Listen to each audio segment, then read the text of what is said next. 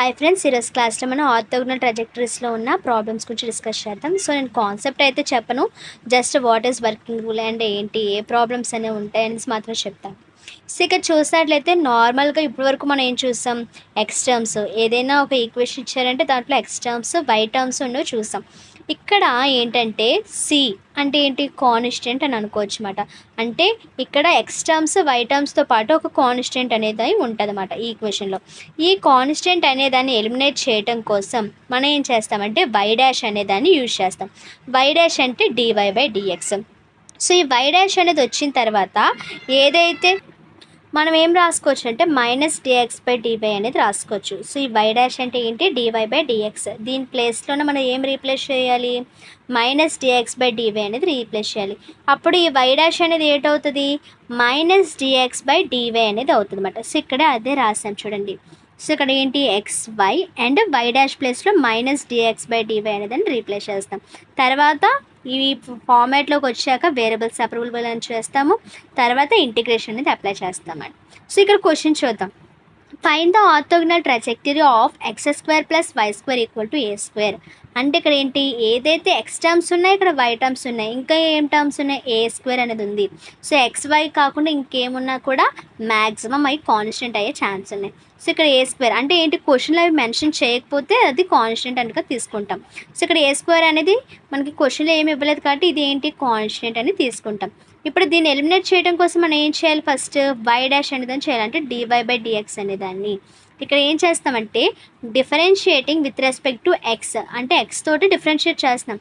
So X అంటే ఇది కూడా ఎక్స్ టర్మే కదా, కాబట్టి ఎక్స్ స్క్వేర్ అంటే ఏంటి, ఏంటి 2x అంటే ఎక్స్ స్క్వేర్ అంటే ఏంటి 2x ప్లస్ అదేవిధంగా వై స్క్వేర్ ఏంటి, ఇక్కడ చూసినట్టయితే మనం విత్ రెస్పెక్ట్ ఎక్స్తో చేస్తున్నాం కానీ ఇక్కడ ఏముంది, వై స్క్వేర్ ఉంది. సో ఫస్ట్ మనం వై స్క్వేర్ అంటే 2y అని తీసుకుంటాం. డిఫరెన్షియేటింగ్ వై స్క్వేర్ అంటే 2y అని తీసుకొని తర్వాత ఇది వై టర్మ్స్ కాబట్టి డివై బై డిఎక్స్ అని రాసుకుంటాం. ఓకేనా. సో ఇక్కడ ఏ స్క్వేర్ అంటే ఏంటి, కాన్స్టెంట్ అని ఇప్పుడే చెప్పుకున్నాం. మరి constant differentiating of constant value ఎంత, 0, కాబట్టి ఏ స్క్వేర్ ఈక్వల్ టు 0 అని రాసుకుంటాం అన్నమాట. ఇక్కడ ఏంటి, మనకి 2x అనేది ఏం చేస్తుంది, మనకి ఇక్కడ ప్లస్ అనేది చేస్తుంది. సో ఈ ప్లస్ చేస్తుంది అటు రైట్ సైడ్ వెళ్ళిపోతే ఏం చేస్తుంది, మైనస్ చేస్తుంది. సో మనం ఇది అదే రాసుకుంటాం. ఇక్కడ ఏంటి 2x అనేది రైట్ సైడ్ తీసుకెళ్ళి మైనస్ 2x అని రాసుకుంటాం.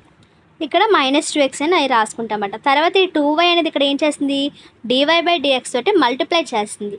ఈ 2y అనేది రైట్ సైడ్ వచ్చేస్తే ఏం చేస్తుంది, డివైడ్ చేస్తుంది. అంటే మైనస్ 2x బై 2y అని రాసుకోవచ్చు. ఇక్కడ ఏంటి, మల్టిప్లైలో ఉన్న 2ని నెక్స్ట్ డివైడ్ చేస్తున్న 2ని ఏం చేయొచ్చు, క్యాన్సిల్ చేస్తే మైనస్ ఎక్స్ బై వై అనేది మిగులుతుంది. ఇక్కడ ఏంటి, DY by DX equal to minus X by why అనేది వచ్చింది. అంటే ఏంటి, మనకి ఇక్కడ ఏమైనా కాన్స్టెంట్ అంటే ఏంటి, ఏ స్క్వేర్ టర్మ్స్ ఏమైనా కనబడుతున్నాయి, కనబడలేదు అంటే మనం డివై బై డిఎక్స్ ద్వారా అంటే వై డాష్ ద్వారా ఏం చేసాము అంటే కాన్స్టెంట్ టర్మ్ అనేదాన్ని ఎలిమినేట్ చేసాం. మరి ఎలిమినేట్ చేసిన తర్వాత ఏం చేసాము, ఈ డివై బై డిఎక్స్ ప్లేస్లోన దేన్ని రీప్లేస్ చేసాం, మైనస్ డిఎక్స్ బై డివై అనేదాన్ని రీప్లేస్ చేసాం. సో ఇక్కడ అదే చేస్తాం, replace DY by DX by minus dx by DY. అంటే ఎక్కడైతే డివై బై డిఎక్స్ ఉందో అక్కడ మనం ఏం చేస్తుందంటే మైనస్ డిఎక్స్ బై డివై అనేది రాసుకుంటున్నాం equal to minus X by why. So ఇప్పుడు ఏం చేస్తాము, ఇక్కడ ఆల్రెడీ మనం ఏం చేస్తామంటే రీప్లేస్ చేస్తాం. ఇప్పుడు రీప్లేస్ చేసిన తర్వాత ఏం చేస్తాము అనేసి అంటే ఇప్పుడు వేరియబుల్ సెపరబుల్ చేస్తాం. వేరియబుల్ సెపరబుల్ చేసేసాక ఏం చేస్తాము, ఇంటిగ్రేషన్ చేస్తాం. మరి వేరియబుల్ సెపరబుల్ ఎలా చేస్తాము అంటే ఎక్స్ టర్మ్స్ ఏవైతే ఉన్నాయో అవన్నీ ఒక సైడ్, వై టర్మ్స్ ఏవైతే ఉన్నాయో అవన్నీ ఒక సైడ్. ఇక్కడ ఎక్స్ వైలు ఉన్నాయి కాబట్టి, లేదంటే జెడ్ ఉన్నా ఏ టర్మ్స్ ఉన్నా కూడా సేమ్ సింబల్స్ అన్నీ కూడా ఒక సైడ్, మిగతా సింబల్స్ అన్నీ కూడా ఒక సైడ్ అలా తీసుకుంటాం. ఎప్పుడు కూడా మనకి డిఎక్స్ డివై అని ఇలాంటి టర్మ్స్ అన్నిటిని కూడా న్యూమరేటర్లోనే ఉంచాలి. డినోమినేటర్లో ఎప్పుడు ఉంచి దాన్ని వేరియబుల్ సెపరబుల్ చేయకూడదు. ఓకేనా. సో ఎందుకంటే మనకి అలాంటి ఫార్ములాస్ కూడా ఎలాంటివి లేవు, ఇవి ఎప్పుడు కూడా న్యూమరేటర్లోనే ఉన్నాయి. సో ఇప్పుడు మనం దీన్ని వేరియబుల్ సెపరబుల్ చేద్దాం. So minus dx by dy ఉంది equal to minus X by why అనేది ఉంది. సో ఈ డివై అనేది ఇక్కడ ఏంటి, డినోమినేటర్లో ఉంది కానీ మనకి డినోమినేటర్లో ఉండొచ్చా, ఉండకూడదు. ఎక్కడికి ఉండాలి, న్యూమరేటర్లో ఉండాలి. అంటే ఇక్కడ ఏంటి, మైనస్ డిఎక్స్ అనేది ఉంది, ఇది ఇటువైపు వచ్చేస్తే డినోమినేటర్ కానీ అక్కడ రాకూడదు కాబట్టి ఇక్కడే ఉంచాలి. ఆ ఎక్స్ అనే దాన్ని ఇక్కడికి తీసుకొచ్చి డివై టర్మ్ న్యూమరేటర్లో ఉండాలి కాబట్టి అది మనం న్యూమరేటర్కి తీసుకువెళ్తాం. సో ఇక్కడ చూసినట్లయితే ఇగోండి DX by X equal to DY by why. So ఇక్కడ ఆల్రెడీ డిఎక్స్ తోటి ఒక మైనస్ ఉంటుంది, ఎక్స్తో ఒక మైనస్ ఉంది కాబట్టి ఏంటి ఆ మైనస్ మైనస్ అనేది క్యాన్సిల్ అయిపోతుంది. కాబట్టి DX by X equal to DY by why అనేది ఉంటుంది. ఇప్పుడు ఏం చేస్తాము, ఇంటిగ్రేటింగ్ చేస్తాం. So integrating on both sides అంటే బోత్ సైడ్స్ ఏం చేస్తామంటే ఇంటిగ్రేషన్ అనేది అప్లై చేస్తాం. సో 1/x dxగా రాసుకోవచ్చు. డిఎక్స్ బై ఎక్స్ అంటే 1/x ఇంటూ డిఎక్స్గా రాసుకోవచ్చు కదా, అదే ఇక్కడ రాసుకున్నాం. ఇక్కడ కూడా 1/y into DY. So integration అనేది అప్లై చేస్తాం. మరి ఇంటిగ్రేషన్ ఫార్ములాస్, డిఫరెన్షియేట్ ఫార్ములాస్ అనేవి మనకి చాలా ఇంపార్టెంట్. నేను ఆల్రెడీ ఆ ఫార్ములాస్ అన్నీ కూడా ఒక షార్ట్ రూపంలో పెట్టడం అయితే జరిగింది. సో ఇంటిగ్రల్ 1/x dx అంటే ఏంటి, లాగ్ ఎక్స్. అదేవిధంగా ఇంటిగ్రల్ 1/y dy అంటే లాగ్ వై. దాంతోపాటు ఒక కాన్స్టెంట్ రాసుకుంటాం. ఇక్కడ లాగ్ సి అనే రాసుకోవాలంటే ఇక్కడ ఇవన్నీ లాగ్ టర్మ్స్ ఉన్నాయి కాబట్టి లాగ్ సి అని రాసుకున్నాం. లేదు నార్మల్గా ఉంటే ఇది కూడా సి అనే తీసుకుంటాం. ఇదే ఫార్ములాలో ఉంది లాగ్ ఎం ప్లస్ ఎన్ అంటే ఏంటి, log MN. Log MN equal to log M plus N కదా. మరి ఇక్కడ ఎలా ఉంది, లాగ్ ఎం ప్లస్ ఎన్ ఉంది కాబట్టి లాగ్ ఎంఎన్ రాసుకుంటాం. So log Y into C. ఇక్కడ లాగ్ని క్యాన్సిల్ చేసేస్తే మనకి ఈక్వేషన్ ఏమొస్తుంది, ఎక్స్ ఈక్వల్ టు వైస్ వస్తుంది. ఇది total last equation.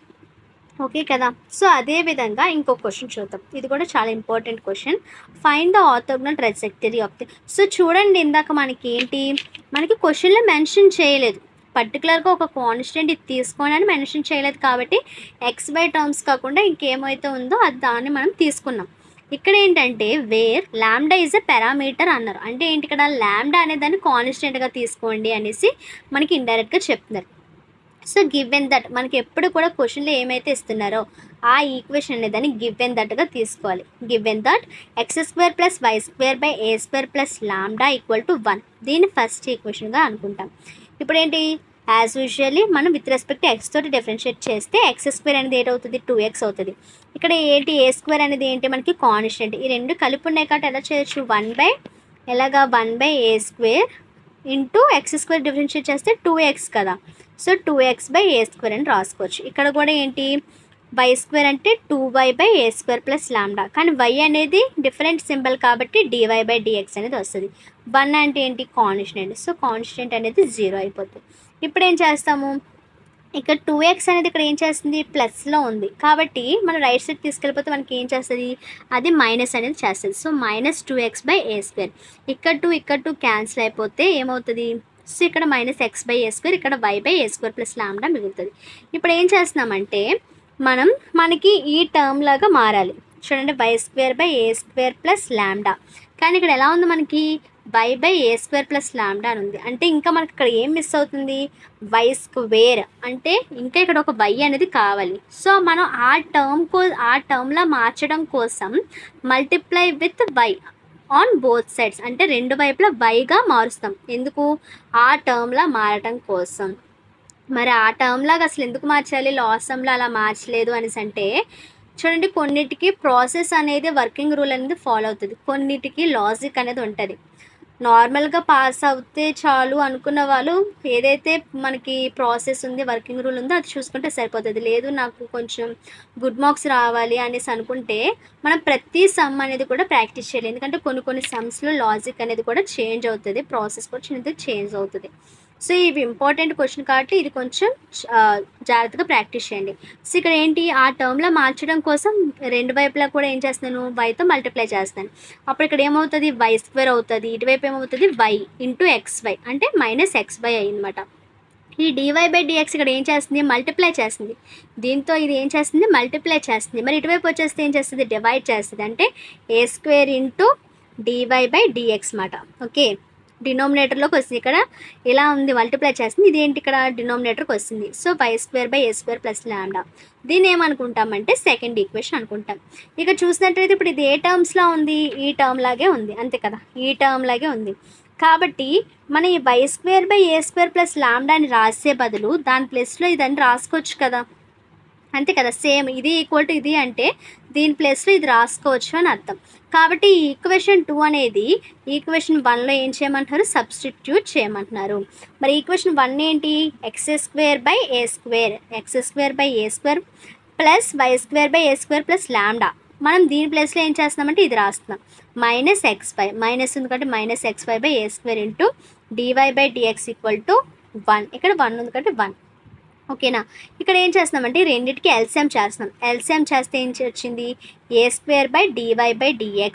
Okay, a²/dy/dx అయితే ఇక్కడ మనకి ఏటి ఉంది, ఓన్లీ a² ఉంది. కానీ ఇంక ఇక్కడ ఏం మిస్ అయింది, dy/dx అనే టర్మ్ ఇక్కడ మిస్ అయింది. కాబట్టి ఇక్కడ x² dy/dx తోటి మల్టిప్లై చేస్తాం. ఎందుకు, ఇక్కడ ఆ టర్మ్ అనేది డినామినేటర్లో లేదు కాబట్టి. మరి xy వచ్చేసరికి xyకి 2 టర్మ్స్ ఉన్నాయి. ఏదైతే ఎల్సిఎం తీసుకుంటున్నా ఆ 2 టర్మ్స్ ఉన్నాయి కాబట్టి ఇంకేమి తీసుకోవసరం లేదు. కాబట్టి దానికి ఇంకా ఎక్స్ట్రాగా ఏమి తీసుకోవట్లేదు. ఎల్సిఎం వచ్చేసరికి a² dy/dx = 1. ఇక్కడ ఏదైతే ఇక్కడ డినామినేటర్లో ఉంది ఇక్కడ ఏం చేస్తుంది, అది డివైడ్ చేస్తుంది. ఇటువైపు వచ్చేస్తే ఏం చేస్తుంది, మల్టిప్లై చేస్తుంది. So a² dy/dx. ఓకే కదా. సో ఇప్పుడు ఏం చేస్తున్నాము అంటే ఇక్కడ x² dy/dx అనేది ఇక్కడ ఏంటి, ప్లస్లో ఉంది. కాబట్టి దీన్ని మనం రైట్ సైడ్ తీసుకొచ్చి ఏం చేస్తుంది, మైనస్ అనేది చేస్తుంది. ఓకే, సో దాన్ని ఏం చేస్తాము, మనం ఇటువైపు తీసుకొస్తాం కాబట్టి మైనస్ చేస్తుంది. మైనస్ చేసిన తర్వాత ఈ రెండిట్లో ఏం కామన్గా ఉంది, dy/dx అనేది కామన్ ఉంది. సో dy/dx అనేది కామన్ తీసేస్తే ఇక్కడ a² ఉంది మైనస్ ఇక్కడ x² ఉంది. సో a² - x² అని వస్తుంది. ఇప్పుడు చూడండి, ఇప్పుడు నార్మల్గా మన వర్కింగ్ రూల్కి వచ్చేద్దాం. ఇప్పటి నుండి మనం వర్కింగ్ రూల్ అనేది ప్రాసెస్ అనేది మనం ఫాలో అవుదాం. dy/dx ప్లేస్లో ఏమిటి ఇక్కడ సబ్స్టిట్యూట్ చేస్తున్నాం, -dx/dy అనేది రీప్లేస్ చేస్తున్నాం. సో -dx/dy అంటే ఇక్కడ మైనస్ ఉంది, ఇక్కడ మైనస్ ఉంది కదా మరి. సో ఆ మైనస్ క్యాన్సిల్ అయిపోతుంది. క్యాన్సిల్ అయిపోయిన తర్వాత అప్పుడు xy = dx/dy × a² - x² ఉంది. ఇప్పుడు వేరియబుల్ సపరబుల్ అంటే ఇక్కడ dx ఉంది, ఇక్కడ a² - x² ఉంది.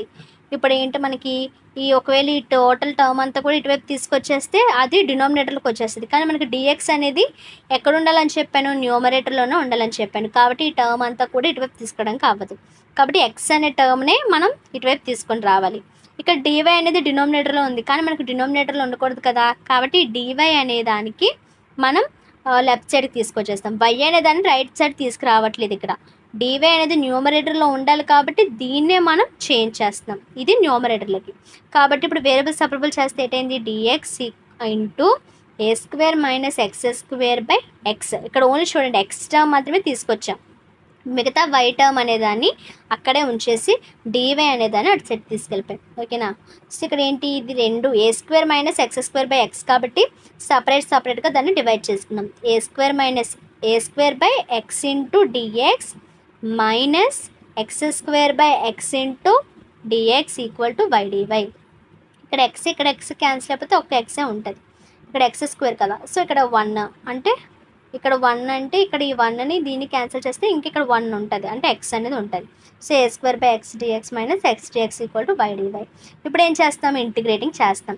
సో a²/x అంటే a² × 1/x అని రాసుకోవచ్చు. మరి ఇదేంటి, ఇది కాన్స్టెంట్ టర్మ్ అంటే మనకు ఓన్లీ x టర్మ్స్ మాత్రమే ఇంటిగ్రేషన్ చేస్తాం.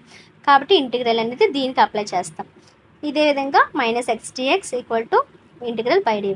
a² × 1/x అంటే log x -x integral x అంటే x²/2 = y²/2 ప్లస్ ఇక్కడ లాగ్స్ టర్మ్స్ దీనికి లాగ్ లేదు కాబట్టి ఇది c అనేది నార్మల్గానే తీసుకుంటాం.